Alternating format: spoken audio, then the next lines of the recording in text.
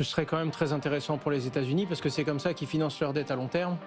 Et vu la dette qu'ils ont et vu l'intérêt qu'il y a en ce moment sur les obligations, ce serait un bon moyen, sachant qu'ils vont devoir dynamiser le marché des taux d'intérêt directeurs. Et on le voit bien, ça a commencé du coup avec la récente décision de Jerome Powell.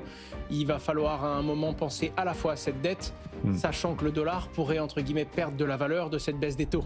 Donc ils doivent gérer deux problèmes en même temps. Commencer à se concentrer sur les taux moyen terme, ça va être une approche intéressante. Ça me fait penser parce qu'on se demande là pour entamer ces pros des cryptos, qu'est-ce qui pourrait faire monter le Bitcoin à $1 million? Nous Européens, tout le monde serait ravis, tous les investisseurs. Enfin, il faudrait pas que le dollar baisse trop quand même, parce qu'il est en train de baisser face à l'euro. Alors pour nous, un Bitcoin à $1 million, ça ferait pas $1 million en euros. Tout à fait.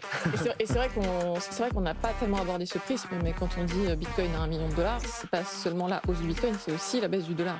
Et donc un des facteurs qui pourrait pousser le Bitcoin à la hausse, c'est tout simplement une très forte inflation et une baisse du prix du dollar. Et oui, c'est ce qui arrive souvent à l'once d'or. L'once d'or monte avec la baisse du dollar souvent d'ailleurs. Effectivement, et pour nous Européens, ça rend l'once d'or malgré tout un peu moins performante.